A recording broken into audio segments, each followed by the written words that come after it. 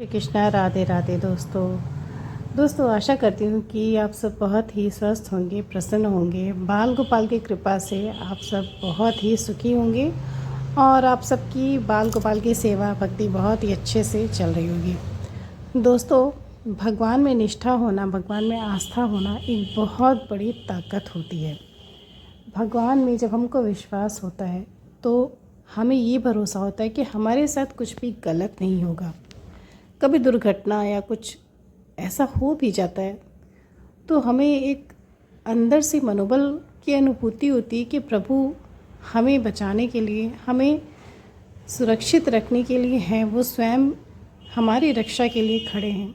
लेकिन जहाँ पर आस्था और निष्ठा की कमी होती है वहाँ पर नकारात्मक बातें हमारे दिमाग में आती हैं। लेकिन दोस्तों, भगवान में आस्था और विश्वास भी उसी को होता है जिसको अहंकार नहीं होता है। इस संसार में ऐसे बहुत सारे लोग हैं जिन्हें अपने बल का, अपनी बुद्धि का, अपनी योग्यता का अहंकार है। ऐसे लोगों का सदैव पतन होता है। और ऐसे लोग जो भले ही कमज़ोर हों, बुद्धिमान न हो, उन्हें शास्त्रों का ज्ञान न हो, विद्वान न हो, लेकिन अगर उनकी आस्था भगवान में होती है, उनकी निष्ठा प्रभु पर होती है, तो कभी भी भगवान उनका पतन नहीं होने देते। आज एक ऐसे ही भक्त की सच्ची कहानी आप सबको सुनाने जा रही हूँ दोस्तों। सुनने के बाद आप हैरान रह जाएंगे कि क्या सच में भगवान पर कोई इतना भरोसा कर सकता है। इतना ज़्यादा विश्वास कोई अपनों पर ही शायद करता है, जो उसकी संतान हो, उसका पति हो या कोई अपना बहुत खास। लेकिन ऐसी भक्ति शायद दोस्तों आपने नहीं देखी होगी, जिसने अपनों को छोड़कर भगवान का सहारा लिया, सिर्फ प्रभु पर भरोसा किया। और दोस्तों, उसके जीवन में ऐसा चमत्कार हुआ कि आप भी सुनकर यकीन नहीं करेंगे। दोस्तों, ये सच्ची कहानी है वृंदा और सात्विक जी की। वृंदा जी जो कि बाल गोपाल की सेवा काफ़ी वर्षों से करती चली आ रही हैं और उनकी सेवा कोई सामान्य सेवा नहीं है। वो अपने बालक की तरह, अपने संतान की तरह लड्डू गोपाल की सेवा करती हैं। हालांकि उनके विवाह को काफ़ी वर्ष हो चुके हैं, उनकी कोई भी संतान नहीं है। उनके पति सात्विक और वो वृंदा, ये दोनों ही बाल गोपाल की सेवा बड़े ही भाव से करते हैं। लेकिन जैसा कि आमतौर पर देखा जाता है कि जब लोग बहुत ज़्यादा भक्ति करते हैं तो घर में लोग पसंद नहीं करते, विरोध बहुत होता है। ऐसा ही कुछ वृंदा जी के भी साथ था।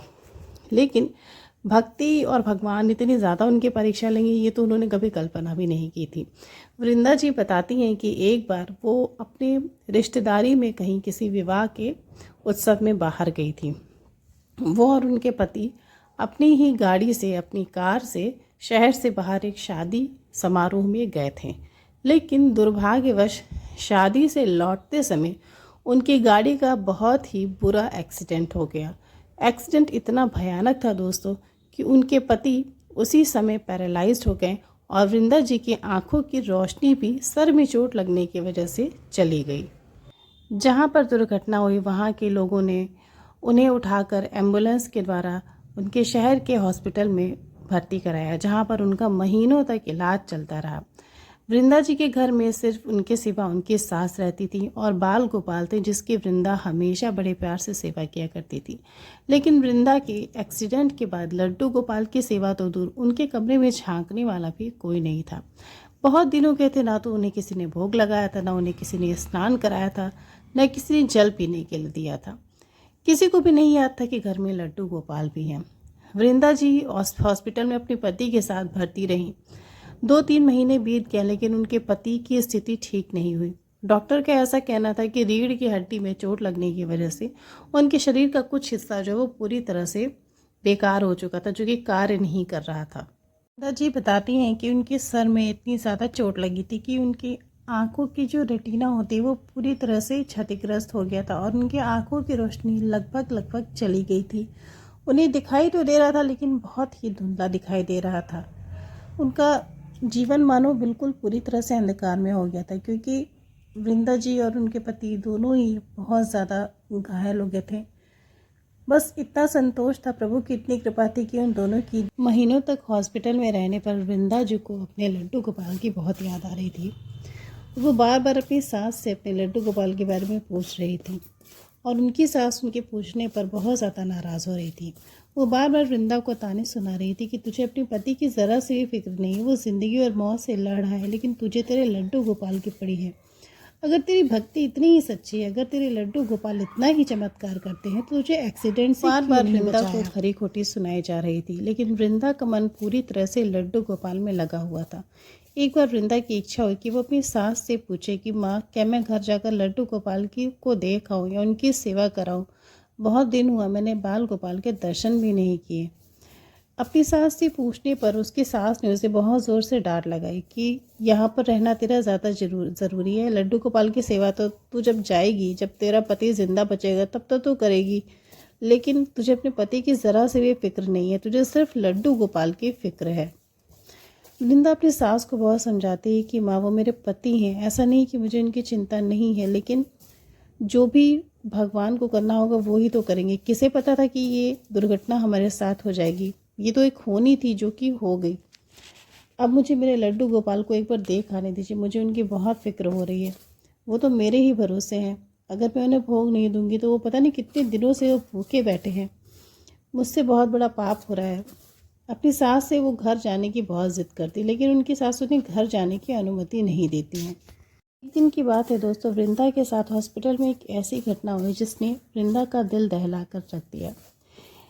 अचानक से उनके पति की तबीयत बहुत ज़्यादा ख़राब हो गई। उसी दौरान उन्हें हार्ट अटैक भी आया, दिल का दौरा आया, और डॉक्टर ने वृंदा और उनकी माँ से बोला कि आपके पति के बचने की कोई भी उम्मीद नहीं है, उनके पास सिर्फ कुछ घंटे हैं और हमें जो भी इलाज करना था हम कर चुके हैं, लेकिन उनके अंदर कोई भी रिकवरी नहीं नज़र आ रही है, इसलिए आप इन्हें यहाँ से वापस घर ले जाइए। यहाँ पर इनका कोई भी इलाज नहीं हो सकता। घर ले जाकर इनकी सेवा करिए, इनके साथ कुछ समय बिताइए, क्योंकि अब ये चंद घंटों के, कुछ घंटों के मेहमान हैं। ये बात सुनकर वृंदा और उसकी सास दोनों के पैरों तले ज़मीन खिसक गई। उन्हें कुछ भी समझ में नहीं आ रहा था कि अब वो अपने पति को इलाज के लिए कहाँ लेकर जाएं, क्योंकि उनकी सास बहुत बुढ़ी थी और वृंदा की स्थिति भी ठीक नहीं थी। उसके शरीर में बहुत सारी चोटें थी और उसे आँख से पूरी तरह से दिखाई भी नहीं दे रहा था। लाचार की तरह वो हॉस्पिटल में ही पड़े हुए थे। वृंदा अपनी सास को समझाती है, वो बहुत रो रही थी। उन्हें दुख हो रहा था इस बात का कि उनका बेटा अब इस संसार को छोड़कर चला जाएगा। कोई भी माँ दोस्तों, अगर उसके साथ ये स्थिति होगी तो ज़रूर वो अंदर से टूट जाएगी। वृंदा अपनी सास को बहुत समझाती है कि माँ, आप चिंता मत करिए, मेरे बाल गोपाल है ना, उनके होते हुए मुझ पर कोई भी संकट नहीं आ सकता। हो सकता था कि मैं दुर्घटना में ही मर जाती, लेकिन मेरे लड्डू गोपाल ने ऐसा नहीं होने दिया। सब कुछ उनके ही हाथ में है, आप उन पर भरोसा रखिए। अपनी सास को वृंदा बहुत समझाती है, लेकिन उसकी सास ज़ोर से वृंदा को डांटने लगती है कि इतना सब कुछ होने के बाद भी अभी भी तुझे सिर्फ तेरे लड्डू गोपाल नज़र आ रहे हैं। अगर सच में वो हैं तो तेरे साथ ऐसी अनहोनी क्यों हुई, तेरी आँख की रोशनी क्यों गई। वृंदा अपनी सास से कहती है कि माँ, जो होना होता है उसे कोई भी नहीं रोक सकता। सात्विक की माँ यानी वृंदा की सास बहुत असमंजस में रहती है, क्योंकि डॉक्टर अब उन्हें उनके बेटे को घर ले जाने के लिए बोल देते हैं। उस बारे में वो सभी सोचते विचारते रहते हैं। तभी वृंदा से रहा नहीं जाता और वो उठकर वहाँ से घर जाने लगती है लड्डू गोपाल के पास। उसकी सास उसे बहुत रोकती है, लेकिन वृंदा कहती है कि माँ, आप मुझे मत रोकिए, क्योंकि मुझे बहुत बेचैनी हो रही, मुझे मेरे लड्डू गोपाल को देखना है। मेरे पति के साथ जो भी होना है वो तो होगा ही, मेरे बाल गोपाल वो सब कुछ संभालने के लिए हैं। अपने लड्डू गोपाल पर इतना भरोसा करके मौत के मुंह में अपने पति को छोड़कर वृंदा हॉस्पिटल से घर वापस लड्डू गोपाल को देखने चली गई और उसकी सास अपने सर पे हाथ रख के बैठ गई। वृंदा जल्दी जल्दी टैक्सी में बैठकर अपने घर जाने लगती है और उसकी सास भी उसके पीछे पीछे क्रोध में उसके घर जाने लगती है। दोनों घर पहुंचती हैं और उसकी सास को बहुत गुस्सा आता है वृंदा को देखकर कि वो लड्डू गोपाल को देखने अपने पति को हॉस्पिटल में मरणासन स्थिति में छोड़कर यहाँ पर लड्डू गोपाल के लिए आ गई। वृंदा की सास उसे बहुत डांटती है और जैसे ही वृंदा लड्डू गोपाल को नहलाने जाती है, वृंदा की सास लड्डू गोपाल को लेकर घर के बाहर वाले एक बड़े से नाले में डुबा देती हैं और बोलती हैं कि ले, तुझे तेरे लड्डू गोपाल को स्नान कराना है ना, आज मैं तेरे लड्डू गोपाल को बहुत अच्छे से स्नान कराऊंगी, ये ले। नाली के गंदे मल मूत्र वाले पानी में लड्डू गोपाल को डुबकी लगा लगा कर उसकी सास स्नान कराने लगती हैं। इस स्थिति में लड्डू गोपाल को देखकर वृंदा की तो जान निकल जाती है। अपनी सास को रोकती है कि माँ, ये आप क्या कर रही हैं, ये सब करने से क्या होगा, आप खुद पाप क्यों कमा रही हैं, वो भगवान है, कृपा करके उनके साथ ऐसा ना करें। वो लड्डू गोपाल को उनके हाथों से खींच कर ले जाती हैं गंगा जल से, फिर से उन्हें नहलाती है, उनको स्नान कराती है, फिर उन्हें भोग लगाती है। लेकिन वृंदा की सास अंदर से बहुत ज़्यादा दुखी रहती हैं। क्रोध में आकर वो ये हरकत कर बैठती हैं क्योंकि उनका बेटा ज़िंदगी और मौत से लड़ रहा होता है। वृंदा लड्डू गोपाल को देखकर बहुत दुखी होती है और मन ही मन उसे इस बात की बहुत ग्लानि होती है कि वृंदा की वजह से उसके सास ने लड्डू गोपाल के साथ ऐसा व्यवहार किया। हॉस्पिटल से बार बार फ़ोन आ रहा होता है कि आप अपने मरीज को यहाँ से डिस्चार्ज करके ले जाइए, और डॉक्टर ने बताया कि उनकी लगभग मौत हो चुकी है, वो सिर्फ वेंटिलेटर पर ही चल रहे हैं। डॉक्टर ने बताया कि जैसे आप वेंटिलेटर से अपने पति को निकालेंगी वो मर चुके रहेंगे क्योंकि उनके दिमाग की और उनके शरीर की मौत हो चुकी है, बस मशीन द्वारा उनका शरीर, उनके दिल की धड़कन चल रही है। ये सब सुनकर वृंदा बिल्कुल पत्थर की हो जाती है। उसे कुछ भी समझ नहीं आ रहा होता, बस उसके मन में भगवान का एक विश्वास रहता है कि उसके साथ उसके लड्डू गोपाल कुछ भी बुरा नहीं होने देंगे। अब उसके घर में उसके पति के अंतिम संस्कार की तैयारियां हो रही होती हैं। दोस्तों, आप समझ सकते हैं, अगर किसी की माँ के सामने उसके बेटे की अंतिम संस्कार की तैयारी हो, किसी औरत के सामने, सुहागन औरत के सामने उसे विधवा बनाने की तैयारियां शुरू हो रही हो, उन दोनों पर क्या बीतेगी। उनकी स्थिति बहुत बुरी थी, लेकिन दोस्तों, जहाँ पर भक्ति होती है, जहाँ पर प्रभु की कृपा होती है, वहाँ पर कुछ भी अनिष्ट हो ही नहीं सकता। वृंदा के घर की कॉलबेल बजती है, वो बाहर जाती है ये देखने की कौन आया है।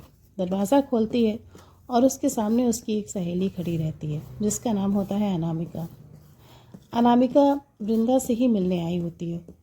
उसे बताती है कि वृंदा, मुझे पता चला है कि तुम दोनों का एक्सीडेंट हो गया था और तुम्हारे पति की स्थिति बहुत ख़राब है।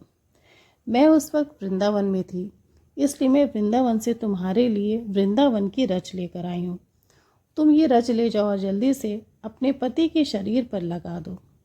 उनके जीवा पर वृंदावन की रच रख दो, ज़रूर उनकी स्थिति बिल्कुल ठीक हो जाएगी। मौत तो क्या, संसार का कोई भी कष्ट उन्हें नहीं छू सकेगा। वृंदा जल्दी से उस रच को लेकर हॉस्पिटल जाती है, अपने लड्डू गोपाल को साथ में लेकर हॉस्पिटल जाती है और अपने पति के पूरे शरीर में वृंदावन की रच लगाती है। उनका मुंह खोलकर उनके मुंह में रच डालती है।